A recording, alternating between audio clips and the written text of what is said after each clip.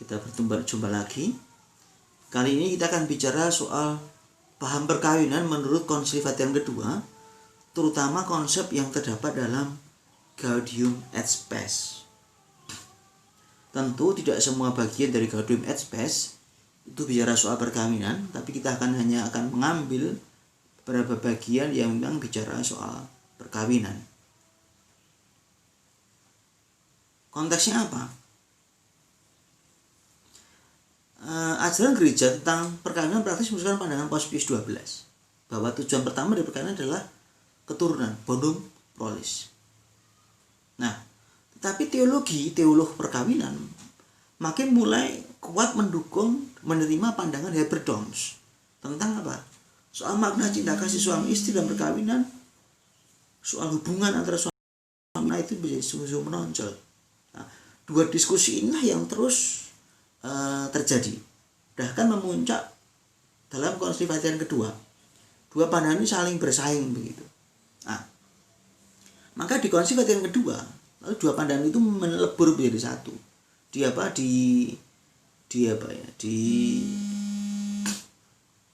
Disinergikan, didamaikan, bukan didamaikan, tapi ya supaya tidak menjadi pertentangan yang ekstrim begitu ya. Nah, dan dua-duanya diakui, dua-duanya dipakai oleh Konsili Vatikan kedua. Jadi pandangan soal yang utama itu bonum prolis, dan yang utama yang isinya ngomongin soal bonum conjugum. Nah, dua hal ini punya pandangan tersendiri terhadap hubungan seksual. Konsep bonum prolis memberi konsep tersendiri, bonum conjugum juga membawa pada dampaknya tersendiri. Kalau bonum prolis menekankan soal prokreasi, kalau bonum conjugum menekankan soal ungkapan cinta, hubungan seksual sebagai ungkapan cinta suami istri. Tapi dua-duanya sekarang ini dalam dokumen Konsili Vatikan kedua dipahami, diyakini sebagai sesuatu yang selevel begitu, tidak perlu dibedakan primer dan sekundernya. Baik, mari kita akan melihat bagaimana Gaudium et Spes melihat ini. Jadi kalau nanti ada tulisan kecil-kecil, ini isi dokumennya, artikelnya, lalu saya akan lebih menjelaskan dari sikan, karena ini yang sudah coba saya pahami, saya kerucutkan pemahamannya. Ya. Artikel 47. Keselamatan pribadi maupun masyarakat manusiawi sungguh bergantung pada berhubungan erat pada keselamatan dan kesejahteraan pribadi masyarakat maupun gereja. Maka perkawinan itu juga bermakna sosial dan bermakna gerejawi. Kalau sebelumnya adi kodrati juga kodrati, tapi ini juga bersifat sosial dan juga bersifat gereja. Jadi perkawinan itu punya makna gerejawi, membangun gereja juga, membangun masyarakat juga. Nah,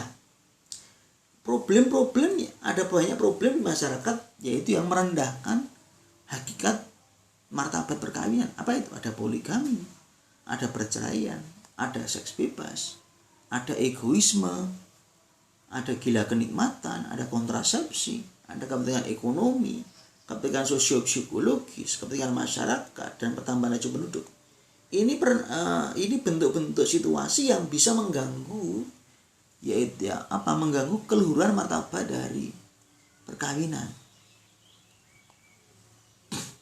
Nah, tujuan konsili dalam pembahasan soal perkawinan itu menjelaskan pokok-pokok ajaran gereja tentang perkawinan, lalu juga membela dan mengembangkan martabat perkawinan. Jadi konsili ingin menegaskan ini ajaran gereja dan membela dan mengembangkan yang namanya martabat perkawinan.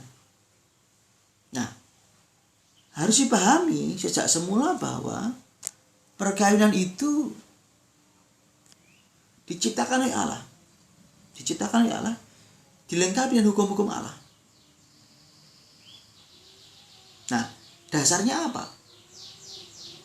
Janji atau persetujuan, fides, ya, fides.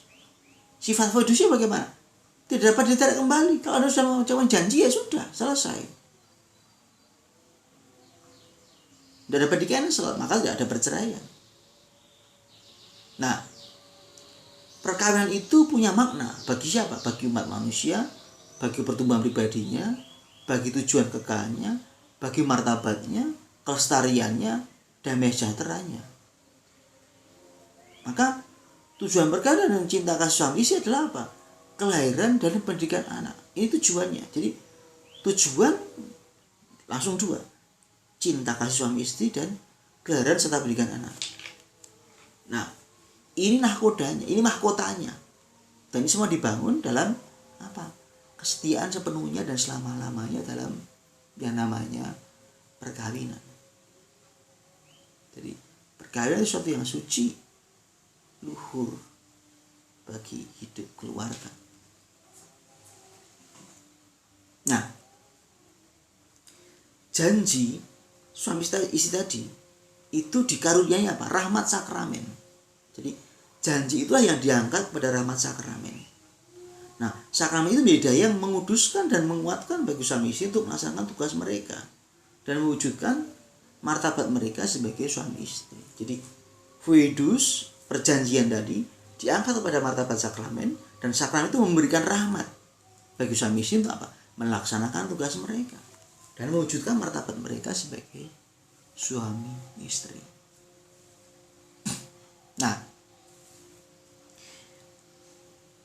suami istri punya tugas penting. Apa? Pendidikan. Dan tidak hanya melahirkan, tapi juga mengemban tugas pendidikan. Maka dikatakan suami dan istri adalah pendidik pertama dan utama bagi anak-anak. Ini tugas penting mereka. Jadi tidak hanya melahirkan saja, tidak hanya buat anak saja, tapi juga harus berikutnya mendidik anak-anaknya. Ini tugas berikutnya. Nah, anak-anak nanti pada akhirnya akan menguduskan. Mengudus siapa? Orang tuanya. Membalas budi orang tuanya, membantu orang tuanya, mendoakan orang tuanya. Nah, sementara keluarga-keluarga akan saling meneguhkan.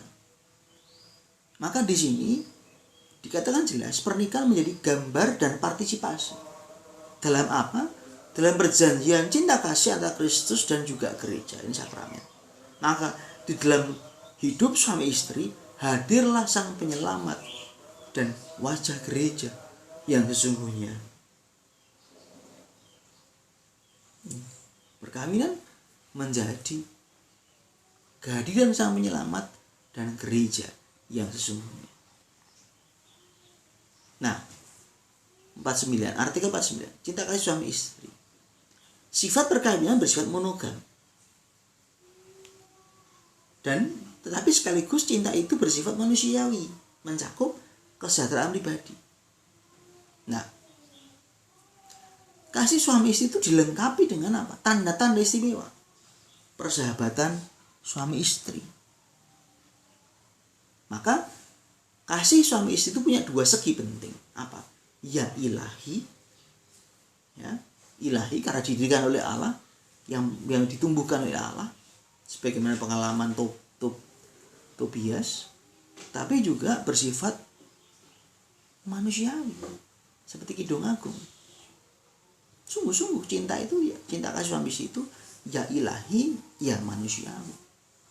Manusiawi karena menggambarkan relasi suami istri yang erat, intim, tapi juga ilahi karena menggambarkan kasih Allah Kristus kepada gerejanya. Nah, kasih itu secara khas diwujudkan dalam apa? Tindakan khas suami istri. Apa itu? Aktus konjugalis, yaitu hubungan seksual. Jadi cinta kasih itu diwujudkan, mewujud menjadi nyata, konkret dalam hubungan seksual yang manusiawi. Jadi hubungan seksual yang manusiawi justru akan memupuk tindakan penyerahan diri timbal balik. Jadi kalau hubungan seksual dilakukan secara manusiawi, in modo humano, yang dimasukkan juga tepat, yang dimasuki juga benar, begitu, barangnya juga benar, ini akan menjadi tindakan kasih yang saling dipupuk. Dan perkawinan itu menjadi dikuduskan karena apa? Sakramen tadi, sakramen Kristus itu. Ciri-ciri perkawinan jelas, indisolubilitas, tak terceraikan. Nah, kodratnya suami dan istri itu menjadi punya martabat yang sama atau dia sederajat. Maka suami tidak boleh juga lalu merenggut, mencederai hak-hak istri dan sebagainya, tidak bisa. Karena dua-duanya adalah rekan yang sederajat. Nah, perkawinan didukung dengan kesetiaan dan keserasian tadi mengarah pada bonum prolis dan bonum conjugum. Bonum prolis tadi keturunan, dan pendidikannya berikutnya bonum conjugum yaitu kesejahteraan suami istri. Nah, perkawinan juga akan memberikan rahmat. Rahmat apa? Pembaruan. Apa? Budaya, psikologis, dan sosial. Maka perkawinan itu sekaligus bersifat sosial dan eksternal, bukan hanya internal di keluarga. Kalau di keluarga itu baik, maka akan bersifat eksternal, berdampak pada hidup bersama. Maka perlu ada pembinaan bagi orang-orang muda sehingga mereka kalau nanti menikah, membangun keluarga, dapat membangun keluarga yang baik. Kapan itu dibuat? Ya sejak kecil, diberi contoh yang baik. Ketika remaja diberikan pelajaran tentang bagaimana itu keluarga, seksualitas yang baik. Ketika sebelum menikah diberi pelajaran untuk pembinaan untuk kehidupan berkeluarga yang baik. Artikel 50 terkait dengan kesuburan perkawinan. Nah, sejak semula perkawinan dan kasih suami istri terarah pada tujuan penting, yaitu apa? Keturunan dan pendidikan. Bonum prolis. Nah, di dalam tindakan hubungan seksual suami istri, mereka ambil bagian menjadi co-partner Allah dalam penciptaan. Tapi sekali lagi itu Allah penciptanya. Karena apa? Karena tidak semua hubungan seksual itu menghasilkan keturunan. Hanya kalau Allah mengendaki maka terjadi yang namanya keturunan. Nah, tujuan perkawinan tidak perlu menjadi pertentangan, tapi perlu dilihat dua-duanya. Dalam hal ini juga keturunan ini perlu dilihat. Jadi konsili mau menegaskan bahwa dua pandangan yang ada soal bonum prolis dan bonum conjugum, mana yang penting mana yang tidak, ini digabungkan dan tidak perlu ada pertentangan di antara keduanya, karena dua-duanya memang suatu hal yang penting. Nah, dalam konteks ini suami istri menjadi mitra penciptaan, kelahiran. Tentu ada banyak hal yang dipertimbangkan seperti penataan kelahiran, pertanggungjawaban atas sosmed dan keturunan. Karena dengan mengadakan keturunan maka di situ diambil bagian dalam karya Allah. Lagi dengan merawat, mengandung, merawat, besarkan mereka semua, anak-anak itu. Ini menjadi ambil bagian dalam karya penciptaan Allah. Maka setiap perkawinan harus bersifat open to life. Artinya apa? Memang keturunan tidak menjadi prasyarat sahnya perkawinan. Tetapi setiap perkawinan harus bersifat open to life. Ya. Maka kalau seorang pasangan suami istri menikah sudah berhubungan seksual tapi tidak punya keturunan, maka ketiadaan keturunan tidak memudarkan atau menghancurkan nilai-nilai luhur dari yang namanya perkawinan. Jadi ini tetap sesuatu yang penting meskipun tidak punya anak. Justru mereka diundang untuk lebih memberikan diri bagi karya-karya gereja. Yang ayat artikel 51, penyelarasan cinta kasih dan hormat terhadap hidup manusiawi. Nah, ada situasi bahwa seringkali kehidupan yang konkret, keluarga yang konkret membuat tambahan itu berat, sangat berat. Apalagi kalau alasan ekonomi, tidak bisa ngasih makan, tidak bisa menyekolahkan, dan sebagainya.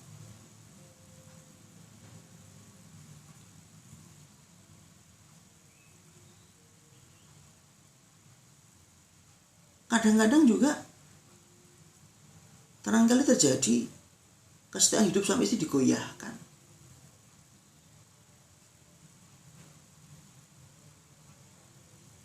Nah, kalau kemesraan keluarga mulai terputus, apa yang terjadi? Nilai kesetiaan dan kesejahteraan anak dibahayakan. Jadi, apa yang perlu dibuat oleh keluarga? Tumbuhkan kemesraan. Karena dengan begitu, kesetiaan akan dibangun, anak-anak akan sejahtera. Anda bisa bayangkan kalau anak lah hidup dalam keluarga yang broken, kacau semua.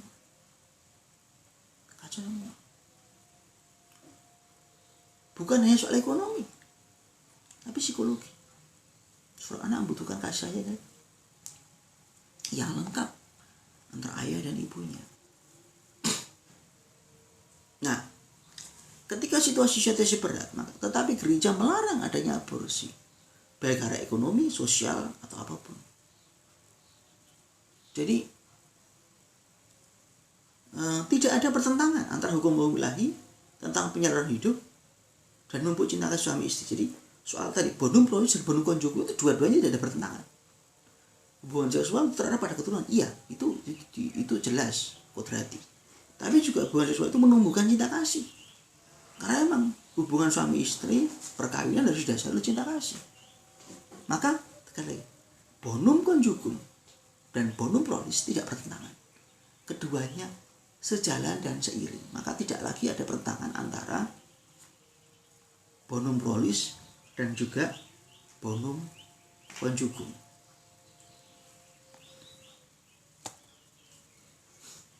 Nah, gereja menentang pengguguran dan pembunuhan anak karena dia dipandang sesuatu yang durhaka. Yang pertama. Yang kedua, hubungan seksual harus diatur sesuai dengan martabat manusiawi dan dihargai dengan mendalam. Dalam menyesuaikan antara cinta kasih dan keturunan, moralitas ditentukan berdasarkan norma objektif. Nah ini.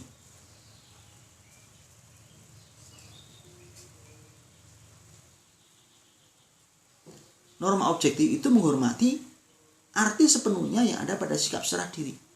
Seksualitas yang unitif, tapi juga prokreatif. Maka cara-cara untuk mengatur keturunan tidak boleh menempuh cara-cara yang ditolak oleh magisterium. Karena ada bahaya besar bahwa nanti itu akan merendahkan martabat perkawinan, merendahkan makna luhur dari yang namanya hubungan seksual suami istri.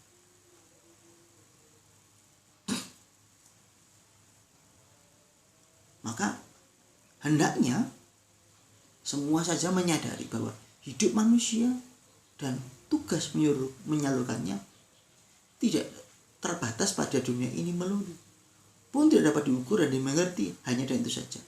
Mereka selalu menyangkut tujuan kekal manusia, kehidupan kekal bersama dengan Bapa di surga. Artikel 52.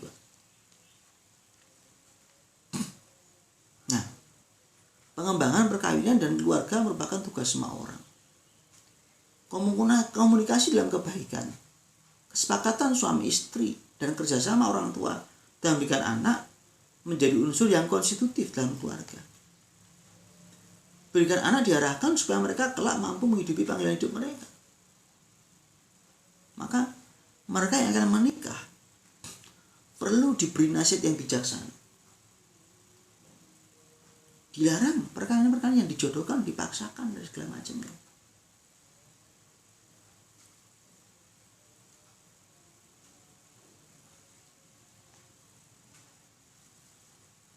Nah,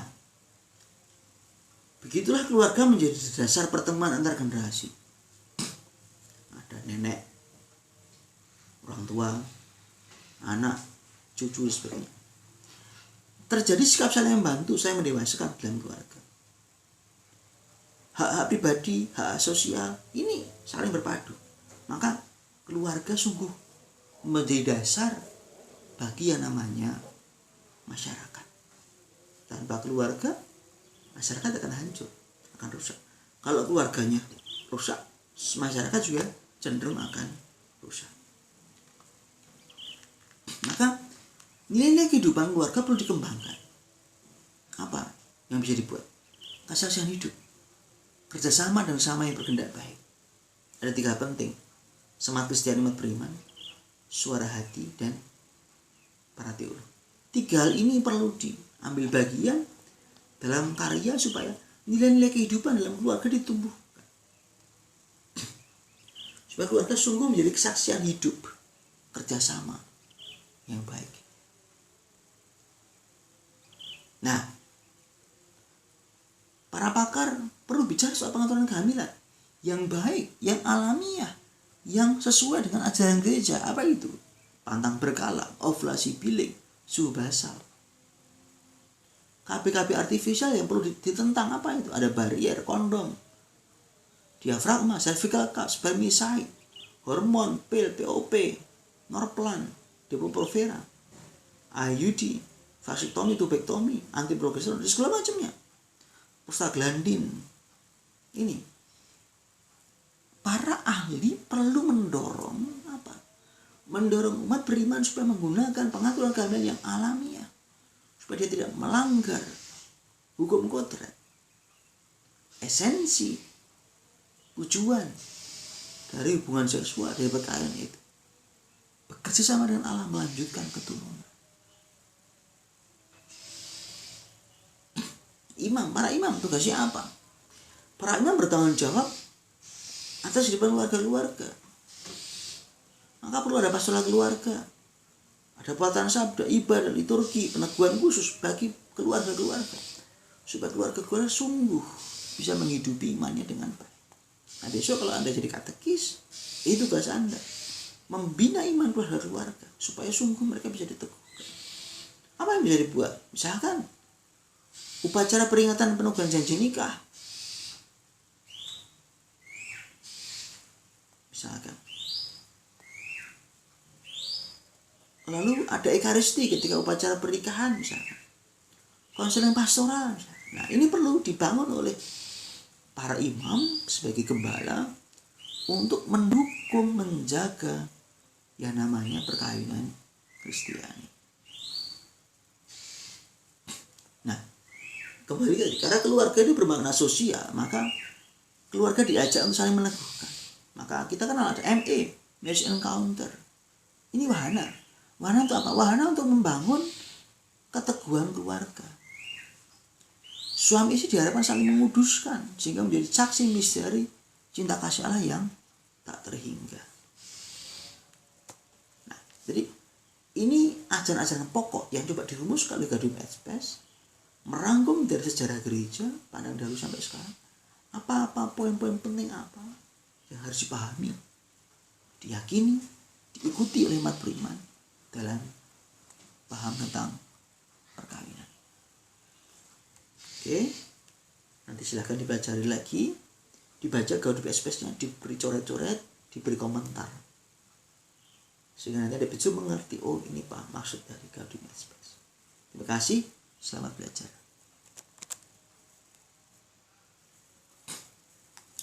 Apa Sob?